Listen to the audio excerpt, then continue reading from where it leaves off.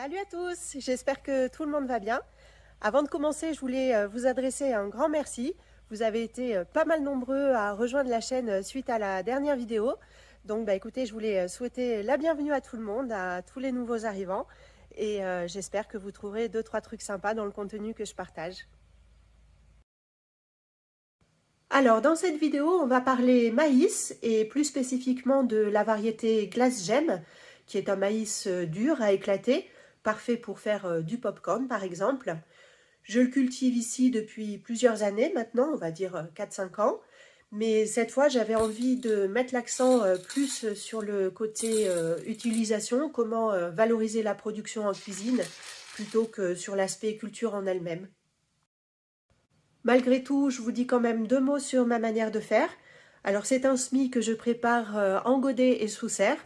On pourrait très bien le faire à l'extérieur directement en pleine terre, mais personnellement, à chaque fois que j'ai tenté comme ça, je me suis fait complètement dégommer les jeunes plants par les limaces. Donc maintenant, je préfère anticiper le coup et je fais ça sous abri. Le deuxième avantage que je vois à faire ces semis sous la serre, c'est que ça me permet de les mettre un petit peu à l'abri du gel. Ici, fin avril, début mai, c'est pas rare qu'on ait des gelées tardives. Alors bien sûr, je peux me permettre de faire ça parce que j'en cultive pas des quantités astronomiques. Si je devais faire des grandes surfaces, évidemment que je ferais un semi-direct. Donc l'année dernière, par exemple, j'ai semé les graines à la toute fin mars. Ensuite, j'ai laissé les plants se développer jusqu'à ce qu'ils fassent environ 5 cm. Et là, à l'image, on se retrouve pour la plantation en pleine terre, fin avril. Ensuite, toujours dans la même optique de leur apporter une petite protection contre le gel, parce que le maïs, c'est quand même bien fragile, j'ai mis les jeunes plants sous cloche avec des bouteilles de récup. Fin juin, début juillet, la floraison commence, avec l'apparition en premier lieu des fleurs mâles. C'est celles qu'on va trouver tout en haut, à l'extrémité des plants. À ce sujet, le maïs est une plante anémophile, c'est-à-dire que la pollinisation est assurée par le vent. En fait, le pollen des organes mâles est transporté dans l'air jusqu'au soie des organes femelles. Mais bon, même si normalement on n'a pas besoin des abeilles pour assurer cette fécondation, on ne va pas les empêcher de venir se régaler avec tout le pollen produit. Un autre truc intéressant à savoir aussi, c'est que bien que l'autofécondation soit possible, le maïs est plutôt allogame, c'est-à-dire que pour qu'un épi soit bien fécondé et que les grains se développent, il va falloir que le pollen vienne d'une fleur mâle d'un autre plant, qu'elle ne soit pas apportée par le même plant que celui de l'épi en question en fait.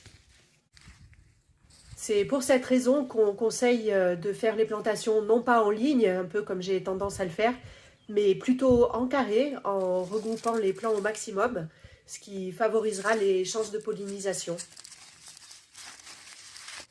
Et puis à l'automne arrive enfin le moment tant attendu des récoltes.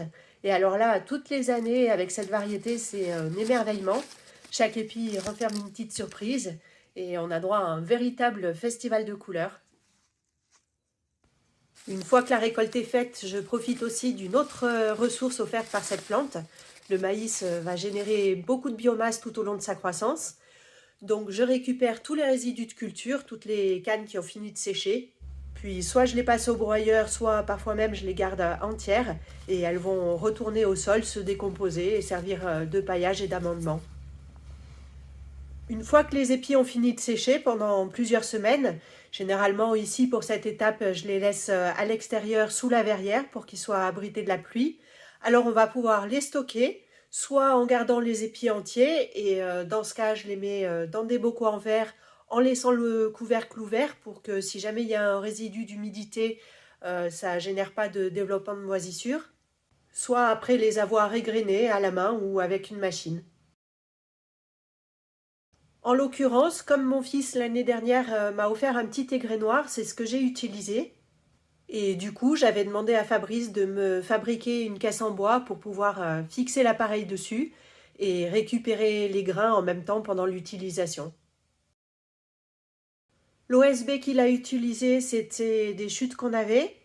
Sur un des côtés, il a fait une encoche pour y fixer les grès noirs avec le système fourni. Et puis on était parti pour le laisser comme ça, Mais en fait, quand je passais les épis dans les grainoirs, j'avais pas mal de petits grains qui passaient sur les côtés. Donc je lui ai demandé de me rajouter une petite plaque. Malgré ça, j'ai encore quelques grains qui arrivent à passer dans des petits espaces. On voit pas très bien là. Voilà, là on voit mieux. Donc il y a du jour ici, des espaces là-bas dessous. Et du coup, bah, j'ai toujours quelques grains qui s'échappent par là.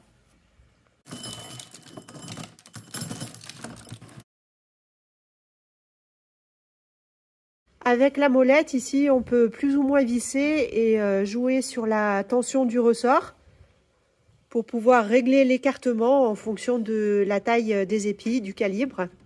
Là, moi, l'espacement est réglé le plus serré possible. Et malgré tout, bah, j'ai quelques soucis parce qu'en fait, avec ma variété de maïs glace gemme, j'ai des épis qui sont souvent assez fins comme ça. Et quand je les mets à l'intérieur, bah, ils glissent. Donc je ne peux pas les égrener avec ça. Et c'est pour ça que l'année prochaine, je vais tenter une autre variété. J'en connais pas le nom puisque ce sont des semences qui m'ont été offertes. Mais bon, quand je vois la taille des grains, déjà, il n'y a pas de souci. C'est beaucoup plus gros que mon maïs glace gemme. Alors je sais pas, hein, peut-être que c'est simplement parce que mes conditions de culture sont pas optimales et que bah, du coup ça me donne des petits épis. Et peut-être que ceux-là feront la même chose. Mais je vais tester ça l'année prochaine. En attendant, bah, je vais m'occuper de ça, la petite récolte de cette année. Et je vais vous montrer ce que ça donne avec les grainoirs.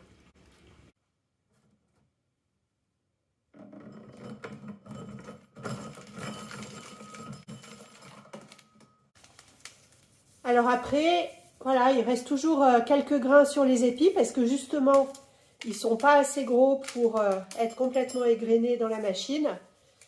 Donc bah ça c'est pas très grave parce que une fois que le boulot est commencé, c'est super simple d'enlever ce qui reste à la main. C'est pour ça que l'année prochaine, avec l'autre variété, j'espère avoir des épis bien plus jolis pour avoir moins de travail manuel à faire à la fin. En laissant un petit bout de la tige comme ça ici, ça permet de le tenir finalement.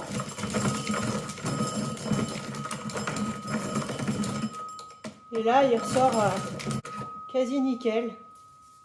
Il en reste deux. Hop, voilà. Je vais le faire avec celui-là. Vous voyez, là, il y a un bon bout de tige. Peut-être que c'est ce qu'il faut que je fasse.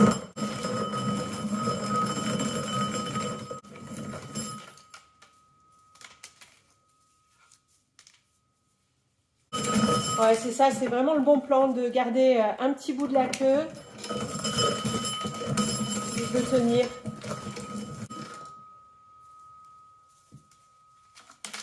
Bon, ben voilà. On apprend en faisant, hein. Voilà le résultat.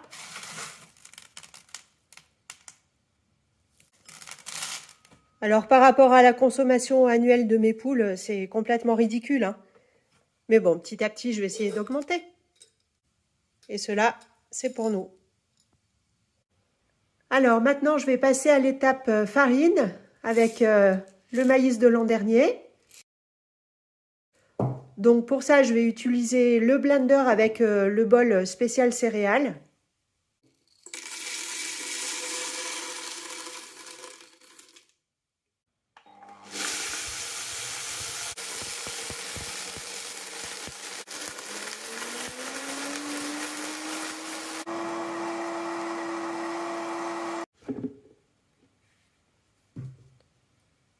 Maintenant, je vais la passer dans un tamis à farine.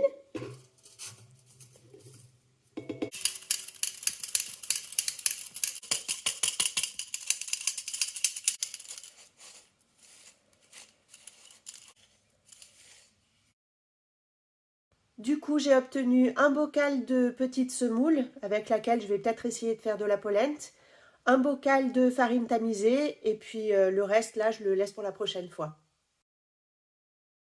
Maintenant, je vous propose de passer en cuisine pour voir trois façons d'utiliser le maïs. Et on commence avec une pâte à crêpes toute simple.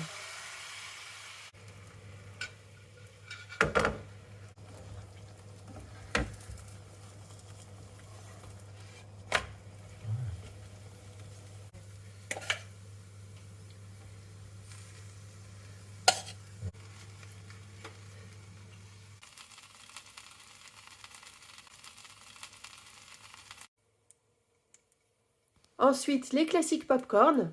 Alors là, vous jetez les grains de maïs dans une poêle avec un peu d'huile que vous avez fait chauffer. Et puis, je vous conseille de mettre un couvercle pour éviter d'en mettre de partout.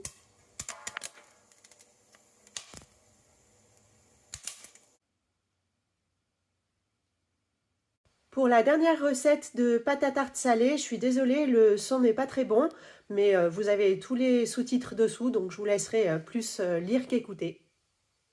Alors, on y va pour 250 g de farine. Donc, je vais mettre un mélange 200 g de farine de blé. Je complète avec la farine de maïs. Une demi-cuillère à café de sel. Une cuillère à café d'herbe de Provence. Un ramequin d'eau. Et un demi-ramequin d'huile d'olive.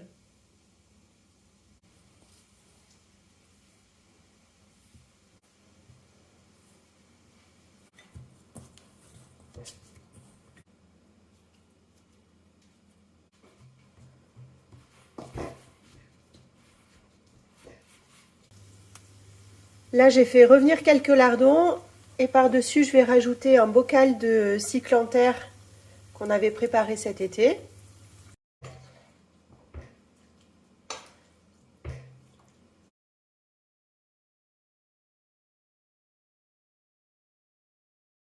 Et bon appétit!